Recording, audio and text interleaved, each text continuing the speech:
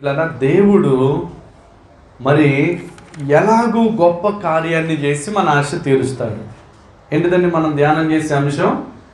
ఎలాగూ దేవుడు ఎలాగూ చేస్తాడు మన పట్ల, మనుషులమైన మన పట్ల, మనం ఆశిస్తున్నటువంటి కార్యం, మనం నమ్ముతున్నటువంటి కార్యం, మనం విశ్వసిస్తున్నటువంటి కార్యం, మనము ఎదురు చూస్తున్నటువంటి కార్యం, మనకున్నటువంటి నిరాశను పారద్రోలే ఆ సమయము, ఆ శుభవార్త మనం వినడానికి దేవుడు మన పట్ల ఎలా చేయబోతున్నాడు అనే విషయాన్ని మనం జ్ఞాపకం చేసుకున్నట్లయితే, ప్రేమిన దేవుని బిడ్డలారా, దేవుడు నీ పట్ల గొప్ప కార్యం చేయాలని ఒక మంచి ఉద్దేశాన్ని కలిగి ఉన్నాడు. దేవుడు నిన్ను బాగు చేయాలని ఆశపడుతున్నాడు. దేవుడు నిన్ను స్వస్థపరచాలని ఆశపడుతున్నాడు. దేవుడు నీ జీవితాన్ని బహుతరాలకు సంతోషకారణంగా దేవుడు చేయాలని ఆశపడుతున్నాడు. అయితే ఒక్క విషయం ఏంటంటే, నువ్వు జ్ఞాపకం చేసుకోవాల్సినవి కొన్ని ఉన్నాయి. ఇప్పుడు ప్రేమిన దేవుని బిడ్డల ఉదాహరణకు చూడండి, అబ్బాయి నువ్వు జ్ఞాపకం చేసుకోవాలరా ఒకటి అంటే దాని అర్థం ఏంటి? నువ్వు ఒకటి మర్చిపోయావు అనేగా అర్థం, అవునా కదా? ఏమండి, అబ్బాయి నీకు గుర్తుకు లేదా ఆ విషయం అంటే దాని అర్థం ఏంటి? దాని అనుకున్న ఆంతర్యం ఏంటి? ఒకటి నువ్వేం చేసావు? మర్చిపోయావు, అంతే కదా? దేవుడు కూడా ప్రేమిన దేవుని బిడ్డలారా, యూదా పత్రికలో 18వ వచనంలో ఒక మాట అంటాడు. అక్కడ మీరు దాన్ని టిక్ పెట్టుకోనండి, జ్ఞాపకము చేసుకోవాలట. ఒకసారి చదువుతారు ఆ మాటని, యూదా పత్రిక యూదా పత్రిక 18వ వచనాన్ని చదవండి ప్రేమిన దేవుని బిడ్డలారా. యేసుక్రీస్తు అన్న పదం దగ్గర నుంచి చదవండి. యేసుక్రీస్తు అపోస్తులు పూర్వమందు మీతో చెప్పిన మాటలను జ్ఞాపకం చేసుకోండి. దేవునికి మహిమ కలుగును గాక. ప్రేమిన దేవుని బిడ్డలారా, దేవుడు నీ పట్ల ఏమని ఆలోచన చేస్తున్నాడంటే, నీ పట్ల ఒక గొప్ప కార్యము, ఒక నూతన క్రియ, నువ్వు ఊహించనంతగా, నువ్వు ఆశించనంతగా నీ జీవితంలో దేవుడి సంవత్సరం గొప్ప కార్యం చేయబోతున్నాడు. అందులో అసలు సమస్య లేదు, అందులో డోకా ఏమాత్రం కూడా లేదు. నమ్ముట నీ వలన అయితే నమ్మువానికి చెప్పే నాలో ఏమీ కూడా లేదు. నువ్వు విశ్వసించినట్లే నీకు జరుగుద్ది.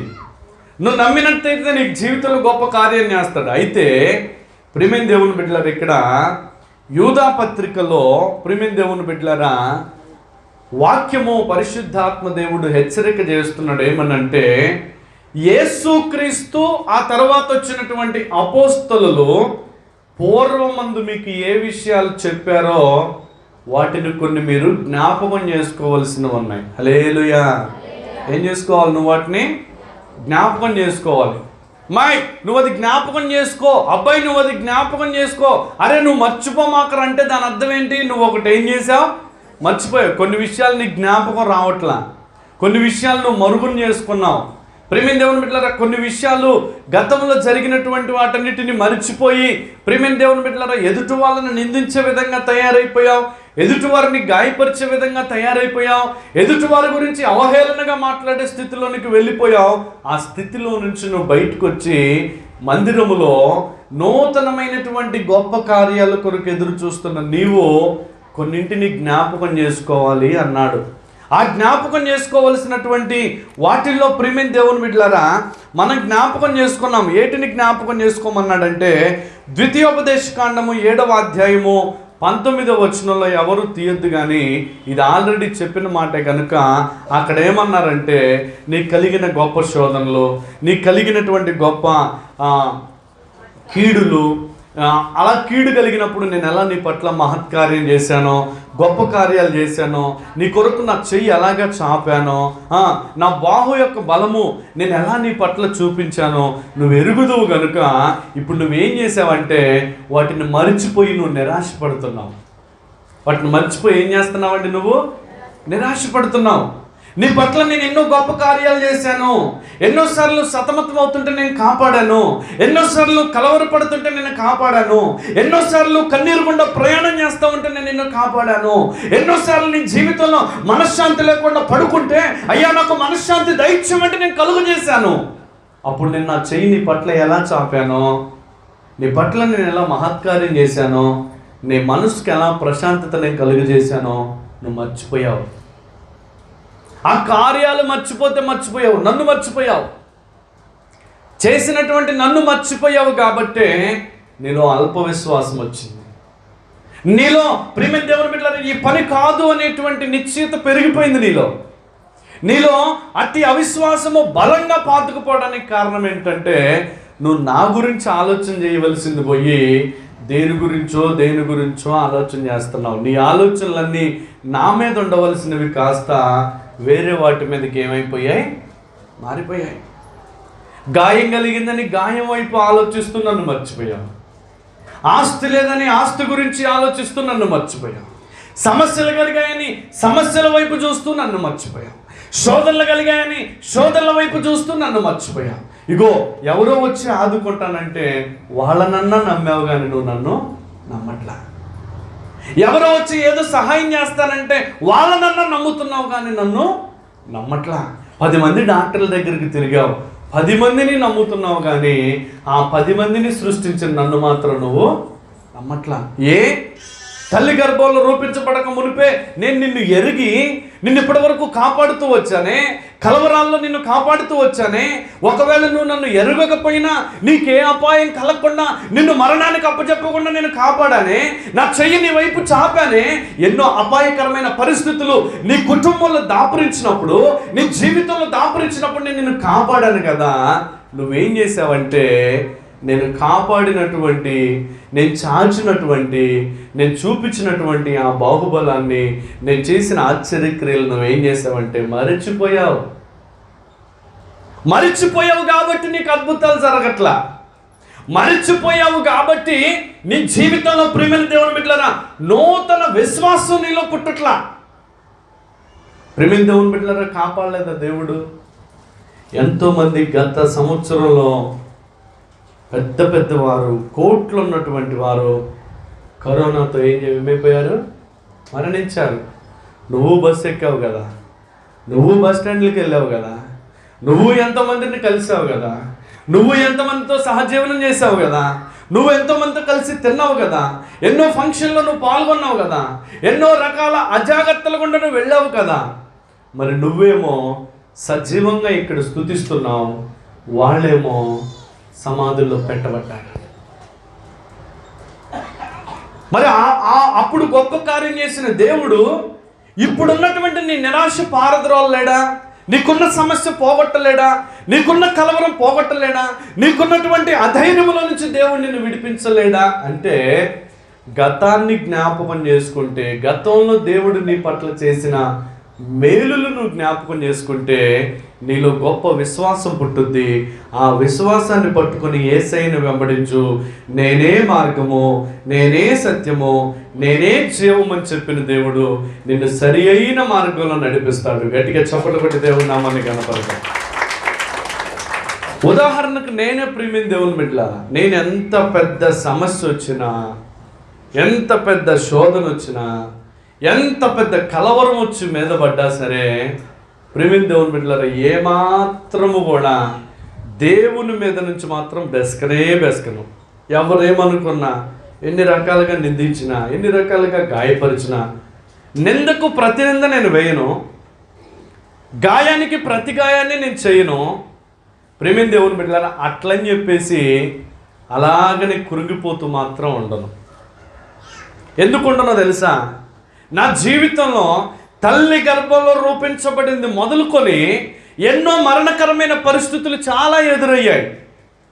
నాకు తెలిసి కొన్ని, నాకు తెలియక కొన్ని రకరకాలైనటువంటి ప్రయోగాలు నా మీద జరిగినాయి. కానీ ప్రియమైన దేవుని బిడ్డలారా ఎన్నోసార్లు నేను హాస్పిటల్లో ఉన్నాను, ఎన్నోసార్లు నేను ప్రియమైన దేవుని బిడ్డలారా డాక్టర్ల చేతిలో నేను పెట్టబడ్డాను.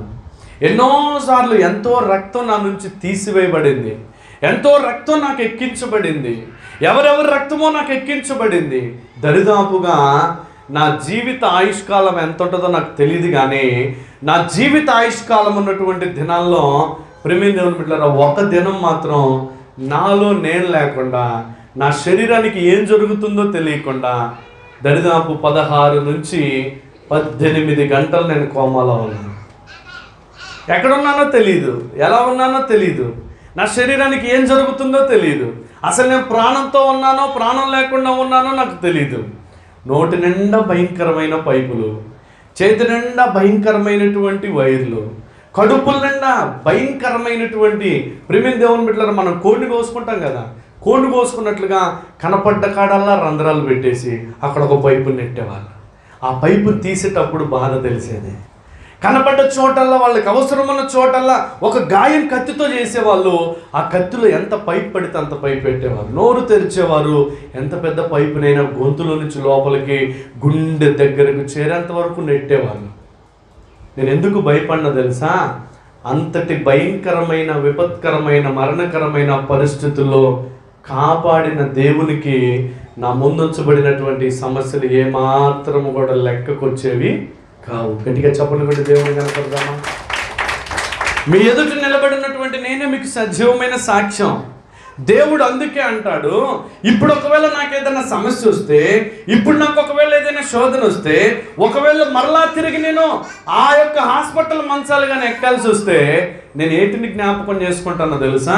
ఇక నేను చచ్చిపోతానేమని నేను అనుకోను, కానీ తల్లి గర్భంలో రూపించబడినది మొదలుకొని నిన్నటి వరకు ప్రభువా నా పట్ల నువ్వు ఎన్నో గొప్ప కార్యాలు చేసావు కదా, మరి ఈ విషయంలో నువ్వు చేయవా అని మాత్రమే ఆలోచిస్తా. దేవునికి మహిమ కలుగును గాక.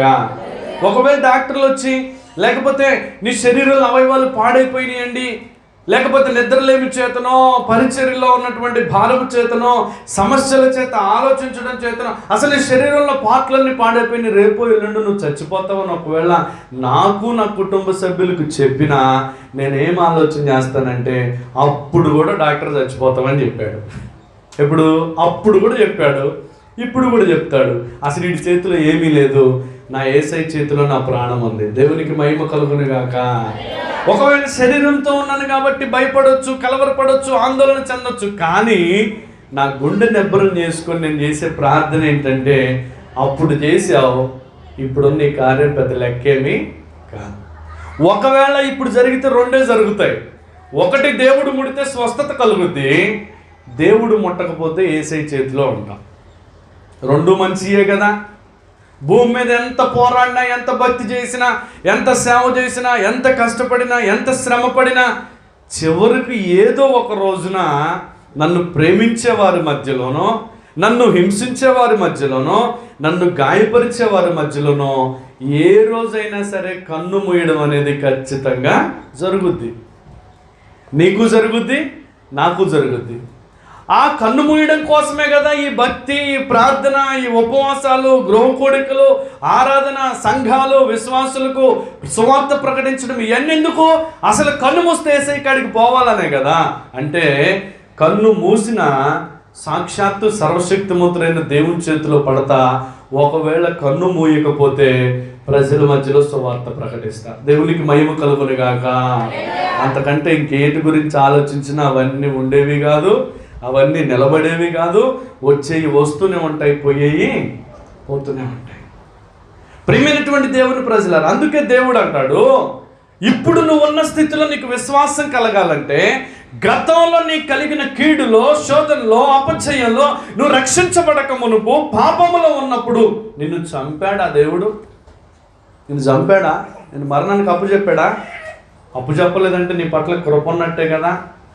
అంతటి కృప చూపించిన దేవుడు ఇప్పుడు నీ ముందున్నటువంటి గడ్డు సమస్య నుంచి నిన్ను విడిపించడా? అందుకే అంటాడు, జ్ఞాపకం చేసుకోవాల్సినవి కొన్ని ఉన్నాయి. నేను మీ పట్ల గొప్ప కార్యాలు చేయాలంటే జ్ఞాపకం చేసుకోవాల్సినవి కొన్ని ఉన్నాయి. అయితే ప్రియమైన దేవుని బిడ్డలారా, వాటిని నువ్వు జ్ఞాపకం చేసుకోవటం వల్ల నీకు కలిగే ప్రయోజనం ఏంటంటే, నీలో విశ్వాసం అభివృద్ధి చెందుతుంది. దేవునికి మహిమ కలుగును గాక. శోధన తుఫానులు ఎదురైనను, అపవాది కెరటాలు అడ్డు వచ్చినా, శోధన తుఫానులు ఎదురైనను, అపవాది కెరటాలు అడ్డు వచ్చినా, విశ్వాస తెరచాపను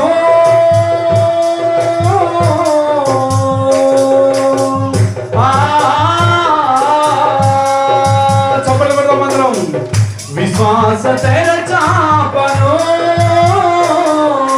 చినిగిపోకుండా కాపాడుము ప్రభువా, చినిగిపోకుండా కాపాడుము ప్రభువా, ఆదరినే చేరే వరకు. అందరం ఆదరినే చేరే వరకు నా తోడునివయ్యా, నా నీడనివయ్యా, ఆధారం నీవేనయా, ఆనందం నీవేనయా. సాగుతున్నది దేవా నా విశ్వాసనావా, సియోను పురమునకు నన్ను చేర్చు ప్రభువా. హల్లెలూయా. సాగుతున్న క్రమంలో కెరటాలు లెగుస్తాయి, శోధనలు లెగుస్తాయి, అపజయాలు లెగుస్తాయి. అవి లెగిసినప్పుడు వాటి వైపు చూసావా, వాటి వైపు దృష్టి పెట్టావా, మునిగిపోతావు.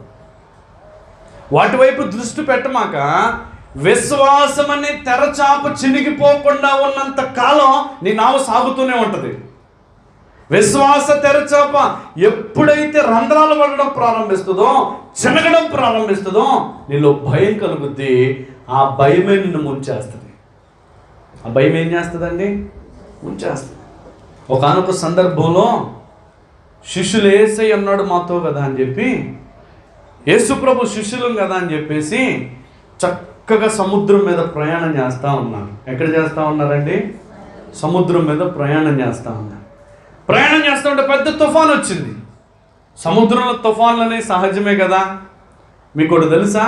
పేతురు తనతో పాటు ఉన్న శిష్యుల్లో చాలామంది చేపలు పట్టే వాళ్ళే, ఎక్కువసార్లు సముద్రాల్లో తిరిగేటువంటి వాళ్ళే.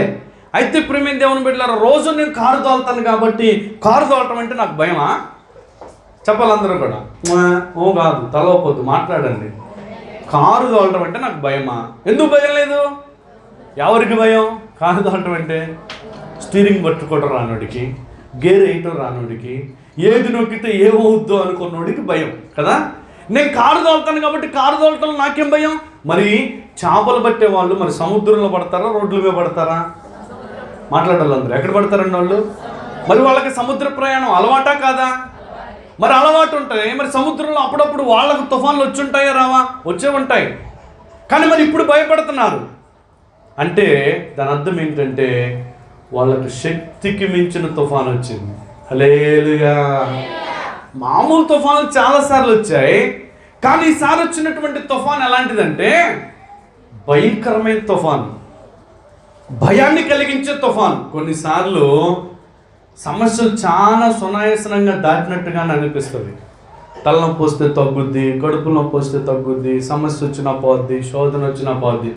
కానీ ఒక్కొక్కసారి కొన్ని శోధనలు, కొన్ని అపచయాలు, కొన్ని కీడులు మనకు తగిలినప్పుడు అవి మనకు చూడడానికి ఎట్లా కనిపిస్తాయి అంటే మనకంటే పెద్దగా కనిపిస్తాయి. దేవునికి మహిమ కలుగును గాక. అయితే వీళ్ళు అనుకున్నారు ఇప్పుడు దాకా ఉంటానన్నాడు, వస్తాడో రాడు అనుకున్నారు. కానీ వీళ్ళని ఎప్పుడైతే ఓడ ఎక్కారో, ఓడ ఎక్కిన దగ్గర నుంచి యేసయ్య చూపు ఓడ మీదనే ఉంది. ఎవరికి ఉంది? ఎవరి మీద ఉంది యేసయ్య చూపు? ఓడ ఎక్కిన వాళ్ళక, ఓడ దిగిన వాళ్ళక? యేసయ్య ఓడ ఎంతమంది ఎక్కుతారో వాళ్ళందరి మీద ఆయన చల్లని చూపు ఎప్పుడూ ఉంటుంది. అయితే ఆయన చూపు ఉన్నది కాబట్టి ప్రియమైన దేవుని బిడ్డలారా కలవరపడుతున్నారు, అధైర్యపడుతున్నారు, ఆందోళన చెందుతున్నారు. యేసయ్య ఉంటే జరిగేది కాదురా, యేసయ్య ఉంటే అయ్యేది కాదురా, యేసయ్య లేకుండా మనం అనవసరంగా వచ్చినాం, ఆయన ఇంకో పడవలు వస్తున్నాం, మనం ఈ పడవలు వస్తారని భయపడుతున్నారు. కానీ ప్రియమైన దేవుని ప్రజలారా, ఆయన ఎక్కడున్నా చూసే దేవుడు. ఆయన పేరు ఏం పేరండి? చూచుచున్న దేవుడు. అరణ్యంలో తుఫాన్ వస్తుంది, భయంకరంగా భయపడుతున్నారు. ఆయన ఏం చేశాడంటే సముద్రమను నెమ్మలంగా ఉన్నాడు. ఏమన్నాడండి? ఆయనకి ఆ సముద్రం పెద్ద లెక్క ఏంటి? సర్వ సృష్టిని తయారు చేసిన దేవుడు ఆయన. సముద్రాన్ని, భూమిని, ఆకాశమును సృజించిన దేవుడు ఆయన. మానవుడిని, మానవ కలిగిన సమస్తాన్ని సృష్టించిన దేవుడు ఆయన. ఆఫ్టర్ ఆల్ నువ్వు ముక్కుకు జరిగించే ముక్కు పడకం చూసుకొని మురిసిపోతావు. ఏంటిదండి అది? ముక్కుకు పెట్టుకున్నంత బంగారాన్ని చూసి, చెవులకు పెట్టుకున్నంత బంగారాన్ని చూసి, మెళ్ళ వేసుకున్న చిన్న బంగారు చైన్ చూసి మనం ఏం చేస్తామండి? తెగ మురిసిపోతాం. దాన్ని సృష్టించినటువంటి దేవుడు దాని వెనుకున్నాడు. అయితే ప్రియమైన దేవుని ప్రజలారా, చూడట్లేదులే అని అనుకున్నారు. వచ్చాడు, సముద్రమా నువ్వు లొంగిపోమంటే సముద్రం ఏం చేసిందండి? మనమన్న మాటనం కానీ నోరు ఊరులేని భలే మాట అంటే దేవునికి మహిమ కలుగును గాక. ఎలీషాకి ఆకలి అవుతుంది. ఏలియాకి ఆకలి అవుతుంది. నువ్వు కొండకి కూర్చొని నేను పోషిస్తానన్నాడు దేవుడు. పోషిస్తావు బాగానే పోషిస్తావు, సర్లే వేసే మాట వినాలి కాబట్టి నేను వెళ్ళి కూర్చున్నాడు. ఎటు నుంచి వస్తుంది? ఎవరన్నా క్యారేజ్ తెస్తారా, ఇంకొక ఏమన్నా క్యారేజ్ తెస్తా, సంఘ పెద్దలు ఏమన్నా క్యారేజ్ తెస్తారా అని ఏనేమో మొత్తం క్యారేజీల మీద ఉంది సూప్ అంతా. ఎవరికి మాట్లాడాలా? ఎవరికండి? ఏలియాకి. దేవుడు అన్నాడు కాకిని పిలిచాడు. ఎవరిని పిలిచాడండి? కాకిని పిలిచి రొట్టిచ్చాడు. రొట్టెమో నీ 2 కాళ్ళతో పట్టుకో. ఏం చేయాలి? రొట్టెని మాంసం ముక్కుతో పట్టుకో అన్నాడు. ఎంత సాగు వచ్చిందో దానికి. మనకైతే అబ్బాయి మంచి బిర్యానీ ప్యాక్ చేసి పెట్టా, 3 ప్యాకెట్లే వాళ్ళకి, 4 ప్యాకెట్లే వాళ్ళకి, 5 ప్యాకెట్లే వాళ్ళకి, మీరిద్దరేగా ఉంది 2 తీసుకొని చెబుతారు యజమానుడు కదా. వీళ్ళు ఏం చేస్తారు తెలుసా? 3 ఇచ్చే కాడ 2, 4 ఇచ్చే కాడ 3, 5 ఇచ్చే కాడ 4. ఎన్ని కొట్టాడు ఇప్పుడు? 3 బ్యాచ్ల కాడ 3 బిర్యానీ ప్యాకెట్లు కొట్టేశాడు. ఇప్పుడు 2. ఇంట్లో ఉన్నది ఎంత? ఇద్దరికి 2 ప్యాకెట్లు సరిపోతే 5 ప్యాకెట్లు తెచ్చాడు. ఎవరికన్నా పెడతాడంటే పెట్టే బుద్ధి భార్యకే ఉండదు, భర్తకే ఉండదు, పిల్లలకే ఉండదు. దాన్ని మురగేసి 3వ రోజున ఏం చేస్తారంటే అది బూజు వచ్చేస్తుంది ఫ్రిడ్జ్లో. ఎంతమంది నవ్వుకుంటున్నారు నాది అదే బుద్ధి అని? అవునా కదా? మురిగిపోద్ది అది. కాస్తంత ఎక్కువ ఉంటే నువ్వు తిన్న తర్వాత సేవకుడు పంపించరాదు? లేకపోతే ఆ సంఘంలో పరిచయం చేసే బిడ్డలు బాగా తినగలిగి చేయగలిగి ఉన్నారు, వాళ్ళకి పంపించరాదు? తమ్ముడు ఇగో ఓ చేప తీసుకెళ్ళండి ఈరోజు, మీరు బాగా దేవుని సేవలు అయ్యగారితో పాటు బాగుంటారు, ఆయన ఎట్ట తిండ కాబట్టి మీరు తినండి అని ఎవరు రాదు వాళ్ళకి? లేకపోతే ఇంటి పక్కన ఒక ముసలమ్మో ఆ ముక్క ఉంటుంది, వాళ్ళకి ఎవరు రాదు? ఈ 2 ప్యాకెట్లు తినాలా, ఈ 3 ప్యాకెట్లో కూడా 3 రోజులు దాకా తినాలా? ఉంటుందండి? ఏమైపోతుంది? అట్టన్నా బారేస్తారు కానీ పక్కమ్మటి వాళ్ళకి మాత్రం చచ్చినా పెట్టరు. అయితే కాకిని పిలిచాడు యేసుప్రభు. దేవుడు కాకిని పిలిచి అన్నాడు, రొట్టెమో కాళ్ళతో పట్టుకో. రొట్టె దేనితో పట్టుకో? నోటితోనేమో మాంసం పట్టుకో. ఈ 2 ఒక్క తునకన్నా తొలగినట్టు నువ్వు చచ్చావే అన్నాడు. ఎవరితో? కాకితో. మధ్యలో తేప కొద్దిగా రుచి చూసుకుంటా పోయిందా? కాళ్ళ కడది కాదు తినుకుంటా, ముక్కులది కాదు తినుకుంటా పోయిందా? దేవుడు ఎలా ఇచ్చాడో తీసుకెళ్ళి భక్తుడి దగ్గర అలాగే పెట్టింది. హల్లెలూయా. కాకి మాట విన్నదా లేదా? దానియేలుని తీసుకెళ్ళి సింహాల బోన్లో వేశారు. సింహములనేమి జంతువులనేమి పశుపక్ష్యాదులను సృష్టించిన దేవుడు కనుక అన్నాడు, ఎప్పటి వరకు నీ బోన్లోకి వచ్చేది నీ ఆహారం కానీ ఈరోజు వచ్చేది నా సేవకుడు అన్నాడు. గట్టిగా చప్పట్లు కొట్టి దేవుడిని కనపడుతున్నాడు. ఈరోజు వచ్చేది నా బిడ్డ కాబట్టి ఈరోజు నువ్వు ఉపవాసం ఉండాలన్నాడు. ఏమన్నాడండి? సింహాలతో ఏమన్నాడు దేవుడు? నువ్వు ఈరోజు ఉపవాసం ఉండాలన్నాడు. నువ్వు చెప్పిన తర్వాత తినకుండా ఉంటాం ప్రభా? వాళ్ళు మనుషులు కాబట్టి వింటలేదు కానీ మేము చక్కగా వింటాం అన్నాయి. ఏమన్నాయి? వాళ్ళు ఎవరు? మనుషులు కాబట్టి వినట్లే కానీ మేము ఖచ్చితంగా వింటామని సింహం కూడా నోరు మూసుకొని కూర్చుంది. అలా చెప్పుకుంటూ పోతే చాలా విన్నాయి. సముద్రం కూడా యేసయ్య మాట వినగానే లోబడితే ప్రేమిన దేవుని బిడ్డలారా అలా అణిగిపోయింది కదా. మన పెద్దోడు సరిగ్గా ఉండొద్దు మరి ఇంట్లో, వాళ్ళు సముద్రంలో ఆగిపోయింది కదా. ఇక మెదలకుండా ఆయన ప్రయాణం మీద ఆయన చేయొచ్చుగా అన్నాడు. నువ్వు రక్షకుడు అయితే, నువ్వు గొప్పోడు అయితే నేను నీ దగ్గరకు వచ్చేటట్టు ఆజ్ఞాపించమన్నాడు. దేవునికి మహిమ కలుగును గాక. ఎవరా బాబాయ్? అందరికంటే ముందు మాట్లాడేది ఆయనే, అందరికంటే ముందు తప్పించుకునేది కూడా ఆయనే. లేకపోతే ఊకోడు, కత్తి తీసుకొని చెవులే నరుకుతురు. ఏం చేస్తారండి? ఏమీ నరకడు, చెవులే నరుకుతురు. ఎందుకంటే యేసుప్రభు వాటన్నిటిని కూడా. అయితే అన్నాడు యేసుప్రభు అన్నాడు, సరిగ్గా నా వైపే చూడు, సముద్రంలో నడిచొచ్చే గొప్ప ధన్యత నీకు ఇస్తానన్నాడు. హల్లెలూయా. బాగానే వచ్చాడు, పుట్టుకుని దిగాడు యేసయ్య మాటని. ముందుకు వచ్చేసరికి అలలు ఇటు లేచి పడతాయి. అలలో పేతురుకి ఏమన్నా కొత్త కాదు కదా. మరి ఎటు చూశాడో తెలుసా? సూటిగా రమ్మన్నటువంటి యేసయ్య వైపు చూడకుండా ఎప్పుడైతే అల్లల వైపు చూశాడో అప్పటికే పీకలు కానొచ్చినాయి నీళ్ళు. ఎక్కడ దాకా వచ్చినాయండి? అయ్యో కొంచెం మునిగిపోతున్నాను నాయన అంటే అయినా విడిచిపెడతాడా దేవుడు? విడిచిపెడతాడండి? ఎంత అల్ప విశ్వాసినైనా, ఎంత ఘోర పాపినైనా దేవుడు విడిచిపెట్టేవాడు కాదు. కొన్నిసార్లు అలాంటి వాళ్ళకే గొప్ప విశ్వాసం ఉంటుంది. రేపో మాపో చచ్చిపోతున్నా, రేపో మాపో కూలిపోతున్నా, రేపో మాపో పతనమైపోతున్నా వారిలో అచంచలమైనటువంటి విశ్వాసం ఉంటుంది. అప్పుడు గట్టిగా అరిచాడు. అరిస్తే నాకు తెలిసి పేతురు నువ్వు ఇలాంటి వాడివి అని, నీ గురించి నాకేమన్నా కొత్త? సరే అని చేయబట్టి పైకి లేవనెత్తాడు. దేవునికి మహిమ కలుగునుగాక. నీ విశ్వాస ప్రయాణంలో కూడా ప్రేమిన దేవుని బిడ్డలారా, నువ్వు దేవుని వైపు చూస్తూ నీ ప్రయాణాన్ని నువ్వు కొనసాగించినట్లయితే నీ ప్రయాణములో అవిశ్వాసం అనేది ఎక్కడ చోటివ్వద్దు. చస్తే చచ్చిపోతాం, బ్రతికితే బ్రతుకుతాం.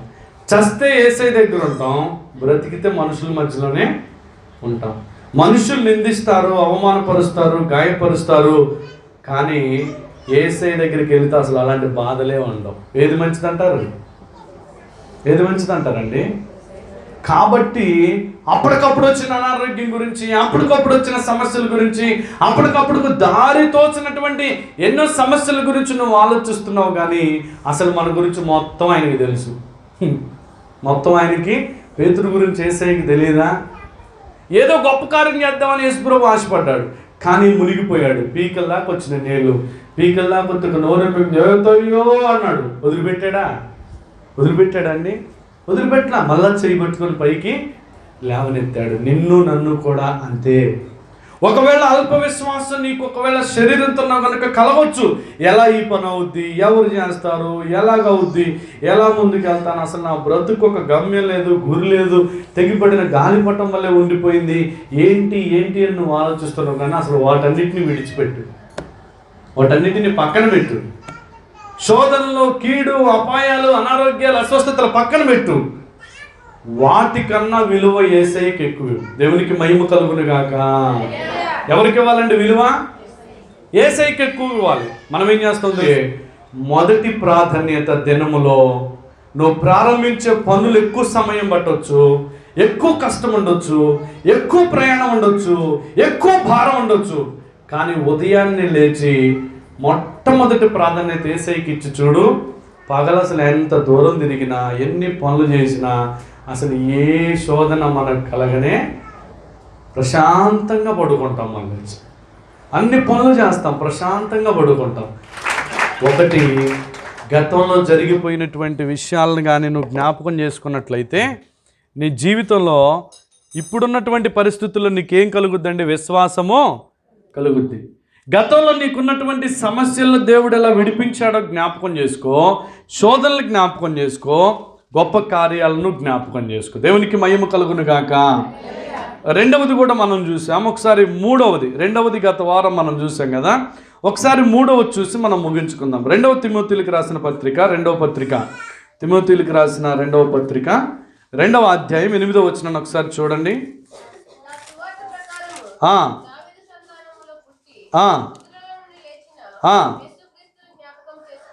దేవునికి మహిమ కలుగును గాక. గట్టిగా చప్పట్లు కొట్టి దేవుడి నామాన్ని కనపడతామండి. అందరం కూడాను, అందరూ ఏమన్నాడండి? గతంలో నీ జీవితంలో జరిగినటువంటి వాటిని జ్ఞాపకం చేసుకో, విశ్వాసాన్ని పెంపొందించుకో. రెండవది, నిన్ను నువ్వు గ్రహించాలి ఏంటంటే నువ్వెప్పుడు దాసుడు కాదు, నువ్వెప్పుడు కూడా యేసయ్యను అంగీకరించిన ప్రతి వాడు యజమానుడే. గట్టిగా చప్పట్లు కొట్టి దేవుణ్ణి కనపడదాం. యేసయ్యను అంగీకరించిన వారు ఎవరండి? యజమానుడవు నువ్వు. యజమానుడికి ఇచ్చే ధన్యత, యజమానుడికి ఇచ్చే గొప్పతనం, యజమానుడికున్న విలువ ఈ సమాజంలో నీకుంది. నీ విలువను నువ్వే తీసుకుంటున్నావు. నీ విలువని ప్రార్థన చేసుకోక, వాక్యం చదువుకోక, యేసయ్యను క్రియల్లో చూపించక నీ విలువని నువ్వే తీసుకుంటున్నావు. ప్రియమైన దేవుని ప్రజలారా, మొదటిది ఏంటిదండి? నీ జీవితంలో జరిగినటువంటి గతంలో జరిగిన కార్యాలు జ్ఞాపకం చేసుకుని విశ్వాసాన్ని మనం ఏం చేసుకోవాలా? పెంపొందించుకోవాలి. రెండవది, నిన్ను నువ్వు గ్రహించాలి, నేను దాసుడును కాదు యజమానుడను. ఎవరండి నువ్వు? దాసుడు కాదు, నువ్వు బానిసవు కావు, నువ్వు యజమానుడు అని జ్ఞాపకం చేసుకోవాలి. మూడవది ఏం జ్ఞాపకం చేసుకోమంటున్నాడంటే, నీ కోసం నా కోసం కలువరి శిలువలో రక్తం కార్చిన యేసయ్యను ఒక్కసారి జ్ఞాపకం చేసుకో. దేవునికి మహిమ కలుగును గాక. ఎవరిని జ్ఞాపకం చేసుకోవాలట? మూడవది యేసయ్యని జ్ఞాపకం చేసుకో. ఎందుకు? యేసయ్య అనగా, యేసు అనగా రక్షకుడు, క్రీస్తు అనగా అభిషక్తుడు. చెప్పండి అందరూ కూడా. యేసు అనగా ఎవరండి? రక్షకుడు. క్రీస్తు అనగా అభిషక్తుడు. ప్రేమ దేవుని ప్రజలారా, ఆయన అభిషేకముతో నిన్ను రక్షిస్తాడు. ఆయన అభిషక్తుడు గనుక, అభిషేకించబడిన వాడు గనుక, ఎవరి చేత అభిషేకించబడ్డాడు? తండ్రి అయినటువంటి దేవుడి చేత అభిషేకించబడ్డాడు. ఆయన అభిషేకంలో ఆశీర్వాదం ఉంది, ఆయన అభిషేకంలో స్వస్థత ఉంది, ఆయన అభిషేకంలో విడుదల ఉంది, ఆయన అభిషేకంలో విమోచన ఉంది, ఆయన అభిషేకంలో క్షమాపణ ఉంది. ఎంతటి రోగమైనా, ఎంతటి సమస్య అయినా ఆయన పాదాలను పట్టుకోగలిగినట్లయితే, సమస్యల వైపు చూడక, శోధనల వైపు చూడక, కీడుల వైపు చూడక, నీపై చెలరేగుతున్న సమస్యల వైపు చూడక, సమస్య తీర్చే యేసయ్య వైపును చూస్తే, హల్లెలూయా. అందుకే ఎవరిని జ్ఞాపకం చేసుకోమంటున్నాడు? ప్రతి సందర్భంలో నువ్వు యేసయ్యని జ్ఞాపకం చేసుకో. యేసయ్యని జ్ఞాపకం చేసుకోగానే, ఒకవేళ ప్రియమైన దేవుని బిడ్డలారా, అయితే నీకొచ్చే ఏ సమస్య అయినా, నీకొచ్చే ఏ శోధనైనా, నీకొచ్చే ఏ అనారోగ్యమైనా, నీ కుటుంబంలో ఎదురవుతున్న ఏ పరిస్థితినైనా సరే ఆయన మారుస్తాడు. కాబట్టి ఎవరిని జ్ఞాపకం చేసుకున్నా చేసుకోకపోయినా నీ జీవితంలో జ్ఞాపకం చేసుకో యేసయ్యను. దేవునికి మహిమ కలుగును గాక. చెప్తారండి, ఏ జ్ఞాపకం చేసుకోవాలా? హల్లెలూయా. మొదటిది ఏంటిది? వేటిని జ్ఞాపకం చేసుకోవాలి? నువ్వు జ్ఞాపకం చేసుకునే కొన్ని ఉన్నాయి నీ పట్ల దేవుడు గొప్ప కార్యం చేయాలంటే. ఒకటేంటిది? గతంలో జరిగినటువంటి గొప్ప శోధనలో దేవుడు నిన్ను ఎలా కాపాడాడో, అప్పుడు సూచక్రియలు ఎలా చేశాడో, మహత్కార్యాలు ఎలా చేశాడో, ఆయన బాహుబలాన్ని ఎలా చూపించాడో, ఆయన చాచిన చేతులతో నిన్ను ఎలా కాపాడాడో జ్ఞాపకము చేసుకోవాలి. రెండవది ఏం జ్ఞాపకం చేసుకోవాలి? చెప్పండి అందరూ కూడా ఒకసారి. మీ వైపు ఏళ్ళు చూపించుకోండి అందరూ కూడా. ఇట్లా చూపించుకోండి. నేను దాసుడను కాను. మాట్లాడాలి అందరూ కూడా గట్టిగా. నేను దాసుడను, యజమానుడుగా బ్రతికే కృప దేవుడు నాకు ఇచ్చాడు. దేవునికి మహిమ కలుగును గాక. ఏమంటున్నాడండి? రెండోది ఏం జ్ఞాపకం చేసుకోమంటున్నాడు? నువ్వు దాసుడవు కావు అని జ్ఞాపకం చేసుకో. ఎప్పుడు నువ్వు యజమానుడు. ఎందుకు యజమానుడు? యేసయ్యను నువ్వు అంగీకరించావు కనుక నువ్వు యజమానుడు. మూడవది ఎవరిని జ్ఞాపకం చేసుకోవాలంటే యేసయ్యని జ్ఞాపకం చేసుకోవాలి. నీ సమస్య వచ్చినప్పుడు, ఎవరన్నా నిందిస్తున్నప్పుడు, ఎవరైనా అవమానపరుస్తున్నప్పుడు, ఎవరన్నా గాయపరుస్తున్నప్పుడు, సమస్యలు నీ మీద చెలరేగుతున్నప్పుడు, శోధనలు నీ మీద చెలరేగుతున్నప్పుడు ఏం చేయమాక గదిలోకి వెళ్ళి తలుపేసుకొని మోకరించి యేసయ్యని జ్ఞాపకం చేసుకో. ఎవరిని జ్ఞాపకం చేసుకోవాలండి? నిందకు ప్రతి నింద వేయమాక, దాడికి ప్రతి దాడి చేయమాక, గొడవకు ప్రతి గొడవ చేయమాక. వాడు ఒక స్టేషన్కి పోతే నువ్వు 2 స్టేషన్లకు పోమాక, వాడు 1 కోర్టుకు పోతే నువ్వు 2 కోర్టులకు పోమాక. గదికి తలుపులు వేసాయి, అన్నపానాలు మానేసాయి. యేసయ్యని జ్ఞాపకం చేసుకో. ఆయన సముద్రాన్ని 2 పాయలుగా చేల్చగలిగిన శక్తిమంతుడు, అరణ్యముల ఆహారాన్ని పుట్టించగలిగిన శక్తి సమర్థుడు. ఆయన ప్రియమైన దేవుని బిడ్డలారా, అరణ్యములో నీరు దొరకని చోట నీరుని సృష్టించినటువంటి దేవుడు, అరణ్యంలో ఉన్నటువంటి హాగర్ను జ్ఞాపకం చేసుకున్నటువంటి దేవుడు, అరణ్యంలో ఉన్నటువంటి మోషేను జ్ఞాపకం చేసుకున్న దేవుడు, కుంటి వారికి నడకనిచ్చిన దేవుడు, గుడ్డి వారికి చూపునిచ్చినటువంటి దేవుడు, చనిపోయిన లాజర్ను బ్రతికించిన దేవుడు, నేటికి బ్రతుకున్నటువంటి దేవుడు. గట్టిగా చప్పట్లు కొట్టి దేవుడిని కనపడుతుంది. నేటికి కూడా ఆయన బ్రతుకున్న దేవుడు, నేటికి కూడా ఆయన. కాబట్టి ఆయన్ని జ్ఞాపకం చేసుకోవాలి. ఎవరిని జ్ఞాపకం చేసుకోవాలి చెప్తారా? 3 విషయాలు. ఎందుకు యేసయ్యని జ్ఞాపకం చేసుకోవాలంటే నీకున్న సమస్య ఆయన ఒక్కడే తీర్చగలిగాడు. చెప్పండి పక్కన వాళ్ళకి. ఎందుకు యేసయ్యని జ్ఞాపకం చేసుకోవాలండి? చెప్పండి అందరూ. ఏలు పెట్టి చూపించండి. నీకున్న, నాకున్న, మనందరికీ ఉన్న సమస్యను తీర్చగలిగినది నిన్ను నన్ను తయారు చేసిన దేవుడు మాత్రమే. చెప్పండి అందరూ కూడా. ఎవరు తీరుస్తారండి మన సమస్యల్ని? అందుకే ఎవరి వైపు చూడాలి మనం? ముందు యేసయ్య వైపు చూడు. ఎవరి దగ్గర ఏదైనా సహాయం అడగడానికి పోతున్నావా, ముందు యేసయ్య వైపు చూసి తర్వాత వాళ్ళ వైపు చూడు. డాక్టర్ దగ్గరికి వెళ్తున్నావా, మంచిదే వెళ్ళు, కానీ ముందు యేసయ్య దగ్గర చూసి వెళ్ళు. యేసయ్యని జ్ఞాపకం చేసుకొని వెళ్ళు. ఏదైనా వ్యాపారం మొదలు పెడుతున్నావా, యేసయ్యని జ్ఞాపకం చేసుకుని వెళ్ళు. లేకపోతే ఏదైనా భయంకరమైన ప్రయాణం చేయబోతున్నావా, యేసయ్యని జ్ఞాపకం చేసుకొని వెళ్ళు. ఏదైనా ప్రయత్నం చేయబోతున్నావా, యేసయ్యని జ్ఞాపకం చేసుకో. ఎంత సమయం ఉందండి ప్రయాణం చేసేటప్పుడు? బట్టలు సర్దుకోవడానికి సమయం ఉంది. ఒకవేళ నైట్ ఉంటే ఎన్ని బట్టలు కావాలో సమయం ఉంది. బ్రష్ పెట్టుకోవడానికి సమయం ఉంది. కోల్గేట్ పెట్టుకోవడానికి సమయం ఉంది. అన్నిటికీ సమయం ఉంది. ప్రార్థన చేసుకొని పోదామంటే మాత్రం అంటారు బస్ టైం అవుతుంది, రిజర్వేషన్ చేయించినాం. అసలుకే ఏంటమైపోతుంది? ఆ బస్సు ఏడన్నా గుద్దితే తెలుస్తుంది యేసయ్యా అని. పోత పడతాయి కదా కొన్ని బస్సులు, స్పీడ్ ఎక్కువై పడ్డప్పుడు ఎవరు గుర్తొస్తారండి? అక్కడ దాకెందుకు, అవునా కదా? ఇక్కడ ఉన్నప్పుడే నేర్చుకుందాం. దేవునికి మహిమ కలుగును గాక. అన్న లేచి నిలబడదాం. ప్రేమైన దేవుని బిడ్డలారా, 3 ప్రాముఖ్యమైన విషయాలను జ్ఞాపకం చేసుకోవాలి. ప్రియ క్రైస్తవ సహోదరుడా, సహోదరి, వేటిని జ్ఞాపకం చేసుకోవాలంటే ఒకసారి అందరూ కళ్ళు మూసుకోనండి, చేతులు జోడించండి. ఇది చివరి ఆశీర్వాద సమయం. సుధీర్,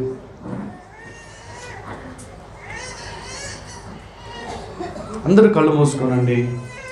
ఎవరు అటు ఇటు చూడొద్దు, అనాలోచితంగా ఆలోచించొద్దు.